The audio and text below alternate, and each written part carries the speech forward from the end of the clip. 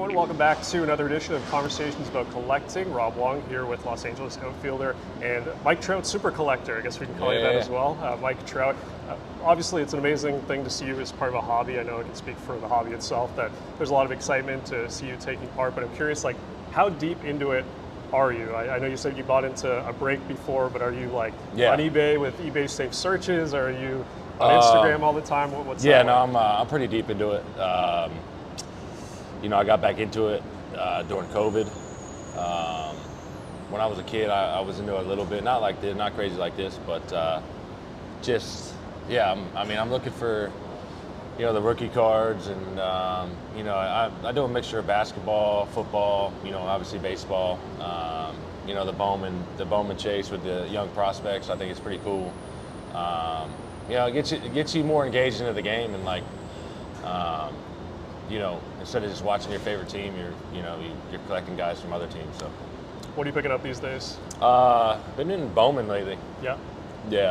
I know you're into kabooms downtown. You're still doing that stuff. Yeah, no. Every chance I get, like Eagles guys, I'm always looking for Eagles guys. Football, I'm a big Sixers fan, so Sixers guys like Maxey, Embiid, just stuff like that. I was surprised here as well. You did the video with Josh Young, and you're talking about your Jalen Hurts collection. We saw that sick 101 shield you got, the Wemby patch.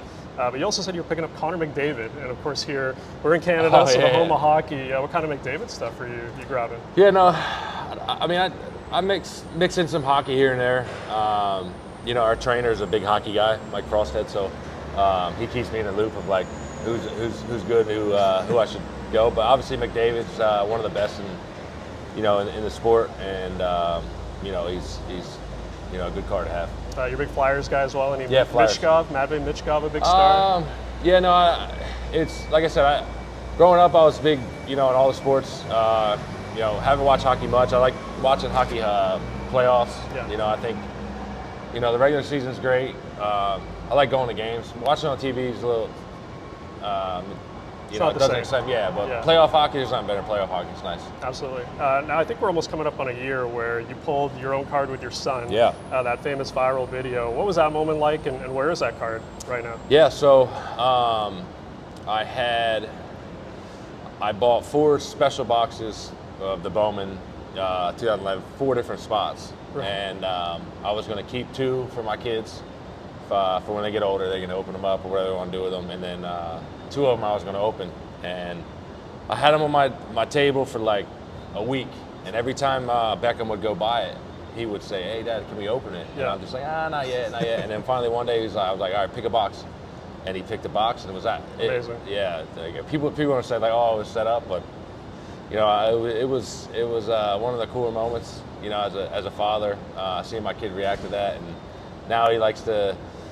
Whoever team he plays in baseball, he wants to collect their cards, so it's pretty cool. I think what I love about that clip too is he's talking about putting in the top loader, and I'm like, you taught him well. To make sure he knows all protected. That. He knows all that. So. Yeah, that's awesome. Now, of course, the Superfractor sale a few years ago really broke a lot of records. I know you've mentioned that you know the guy that has it. So have you seen it in person since you signed the card? I have seen it in person, yes. Yeah. Any thoughts about one day maybe owning it, or is that just something you're not interested in? I got pretty close with the guy that owns it, and he's a great dude, and it's in good hands. Now, you got a great relationship with PSA as well. You got a lot of your stuff graded. I'm curious at home, like, how do you display stuff? Are you someone that puts it on a shelf somewhere, or you just keep it in the briefcase locked away? I got it locked away right now, but I'm going to display it here on the wall. They got a lot of great things nowadays where you can display it. I got my own pedigree, so I think it's just something I like building up to, when I get older, to pass down to my kids. It's been pretty cool. I think one of the biggest parts of the hobby right now that people are really into, MLB Debut Patch. Oh yeah. I talked to Corbin Carroll a couple of weeks ago. He said he missed it by a month, which is brutal for him because he's a big collector as well. What do you think about them, and do you wish that you would have had your own back in the day? Oh yeah, no doubt. I think the chase. For rookies is the MLB patch. You got logo mans in basketball. You got shields in football. I think it's like a cool little touch for guys. You know, every time a guy comes up here, you know, I look at their patch. Like Stevens came up, you can see his, you know, MLB Debut Patch. It's yeah, it's pretty cool. It's good for the hobby. It's good for the chase.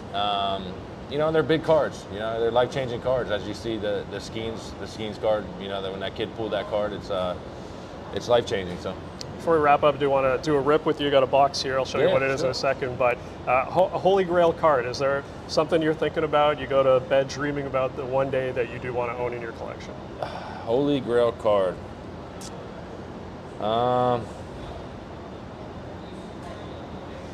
That's a good question. You know, obviously the one Superfractor would be cool. Yeah.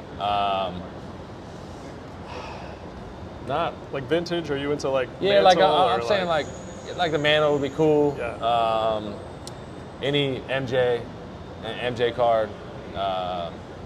Any like maybe like a Kobe logo man or something. Nice. Like just something that you will not find. So yeah, some pretty rare stuff. Yeah, for sure. All right, here we go. So this is from my own personal collection.